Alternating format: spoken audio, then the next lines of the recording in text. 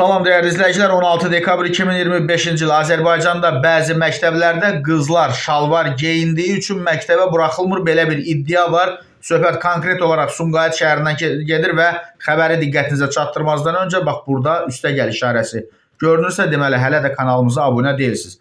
Sumqayıtda bəzi məktəblərdə geyim qaydaları ilə bağlı narazılıq yaranıb və Milli Azın məlumatına görə 3, 21, 22, 29, 31 və 39 nömrəli tam orta məktəblərdə oxuyan şagirdlərin valideynləri şikayət ediblər. Valideynlərin sözlərinə görə ölkədə məktəbli formalar üçün vahid standart müəyyən olunsa da, bu məktəblərin daxili qaydalarına əsasən qız şagirdlərin şalvar geyinməsi qadağan olunub. Nəticədə şalvarla dərsə gələn şagirdlər sinifə buraxılmır və həmin gün onlara qayıb yazılır. Məsələ ilə bağlı Milli Azın sorğusuna cavab olaraq bildirilib ki, Nazirlər Kabinetinin 17 mart 2022-ci il tarixli qərarına əsasən ümumi təhsil müəssisələrində vahid məktəbli forması tətbiq edilir. Qeyd olunub ki, qərara uyğun olaraq adı çəkilən təhsil müəssisələrinin pedaqoji şuraları tərəfindən valideynlərin rəyi nəzərə alınmaqla ağ və tünd göy rənglərdən ibarət